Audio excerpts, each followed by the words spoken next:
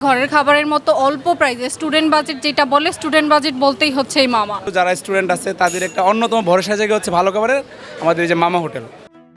অতি সামান্য পুঁজি নিয়ে রাস্তার পাশে খিচুড়ি বিক্রি করতেন কাশিমউদ্দিন দম্পতি। হাঁটি হাঁটি পা পা করে সেই হোটেলটি এখন হয়ে উঠেছে জনপ্রিয়তার শীর্ষে।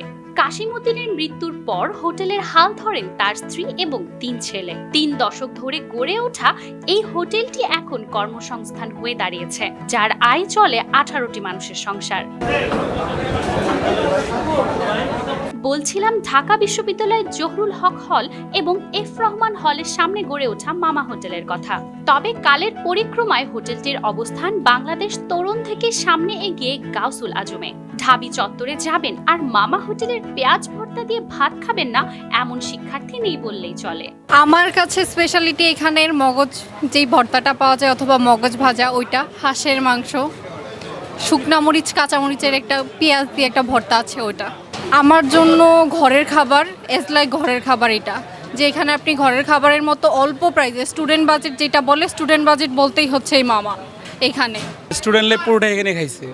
আর রাজু ভাই হচ্ছে আমাদের মনে করেন যে ফ্যামিলি মেম্বারের মতো, আমরা এখানে আসলে খুব নিজের মতো ভাইয়ের মতো খাওয়াই। আর এখানে আমার মতো যারা স্টুডেন্ট আছে তাদের একটা অন্যতম ভরসা জায়গা হচ্ছে ভালো খাবারের আমাদের এই যে মামা হোটেল।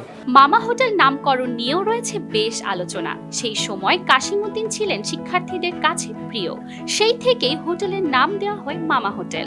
আমি আর আমার হাজবেন্ড ভার্সিটির এলাকার ভিতরে ওই যে জরুর সামনে আমরা খিচুড়ি পাকাই নিয়ে বিক্রি করতাম। ওই জায়গায় খিচুড়ি ব্যবসা প্রতিষ্ঠান চালাইতাম। ওই খিচুড়ি বেচাতে আমরা একটা প্রতিষ্ঠান আমার তৈরি হইল। আমার দোকানের ঐতিহ্যই এটা, পেঁয়াজ ভর্তা, শসা, লেবু। এটা মামা হোটেলে খাবারের মেনুতে রয়েছে সাদা ভাত আর সাথে অনেক ধরনের পদ।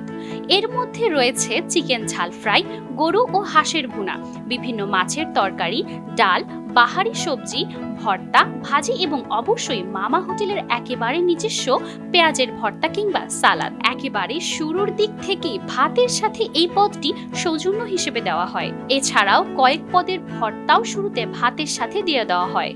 মামা হোটেল আসলে ক্যাম্পাসের ছেলেপেলে সবাই তাকে ভালোবাসে মামা ডাকতো, সেখান থেকে সে মামা হয়েছে।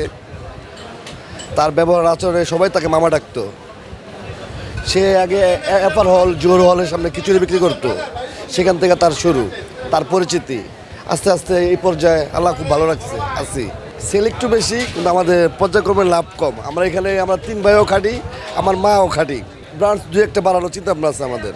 মামা খ্যাত এই হোটেলের বড় বৈশিষ্ট্য হলো তাদের আতিথেয়তা এবং আন্তরিকতা। এছাড়া জনপ্রিয়তায় রয়েছে মূলত পেঁয়াজের সালাদ, ডাল, ভর্তা, সবুজ চাটনি এবং ভাজি ভুজি। শিক্ষার্থীদের জন্য খুবই স্বল্প লাভে খাবার বিক্রি করেন তারা, যাতে সকল শ্রেণী পেশার মানুষ তৃপ্তি করে খেতে পারেন। আমি এখানে বিশেষত হাঁসের মাংসটা খাই বেশিরভাগ টাইম, আর হলো বোয়াল মাছটা। এদের হাঁসের মাংস বোয়াল মাছটা একদম স্পেশাল। এটা এই স্বাদটা অন্য কোথাও পাওয়া যায় না। এমন হয় পরিবেশটা যদি আরেকটু ভালো হইতো, এটা আরেকটু ভালো হতো। বাট খাবারটা অল ওভার আমি বলবো মনে হয় একটা ঘরোয়া পরিবেশের খাবার। এখানে খাবারের মান অন্যরকম এবং বাসার খাবার আর এখানে খাবার সেম, যার কারণে এখানে আসা। জি, আমি অফিসিয়াল কাজে প্রায় এখানে আসা হয়। তো মামা হোটেলে আমার কলিগদের নিয়ে খেতে আসি, কারণ হচ্ছে এটা অনেক পুরনো, খাবার মান ভালো, ওনাদের দামও তুলনামূলক অন্যান্য জায়গার থেকে কম। 3 ছেলের হাত ধরে গড়ে ওঠা হোটেলটি এখন আয়ের বড় উৎস হয়ে দাঁড়িয়েছে। হোটেলটিতে খেতে আসা খদ্দেরদের আনাগোনায় দুপুর থেকে চলে মধ্যরাত পর্যন্ত। এভাবেই মামা হোটেলের দৈনিক আয় 30 থেকে 35 হাজার টাকা। আমরা 3 ভাই মিলে মিলেঝিলে চালাইতেছি বিষয়টা হচ্ছে সবকিছু একটা ম্যানেজমেন্ট আছে। তো ভাইয়া ধরেন ক্যাশের ম্যানেজমেন্টে থাকে, আমি যেমন একটা দেখাশোনার ম্যানেজমেন্টে, ভাইয়া সবাই আপ্যায়নের ম্যানেজমেন্ট, সব কিছু একটা ম্যানেজমেন্টের উপরে চলে। আমাদের এখানে ভিড় হওয়ার কারণটা হচ্ছে আন্তরিকতা। তো আমাদের 3 ভাইয়ের আন্তরিকতায় একটা কাস্টমার এখানে আসে। দৈনিক 30,000-32,000 টাকা সেল হয়। 90-এর দশকে যে লোক জহু হল এবং এফ রহমান হলের সামনে খিচুড়ি বিক্রি করতো, আজ তার একটি প্রতিষ্ঠান রয়েছে বিখ্যাত মামা হোটেল। এখন চালাচ্ছে তার 3 ছেলেরা। এবং আমরা ক্রেতাদের কাছ থেকে শুনলাম বিভিন্ন রকমের মন্তব্য। কেউ বলছে তাদের সার্ভিস অনেক বেশি ভালো, কেউ বলছে তারা অনেক বেশি আন্তরিক, এবং কেউ বলছে তাদের পেঁয়াজ ভর্তাটা অনেক বেশি মজার। আমি ছিলাম এতক্ষণ আপনাদের সাথে মাঞ্জুমা আফরোজ নীলিমা, নিউজ নাও 24, নীলক্ষেত, গাউসুল আজম, ঢাকা।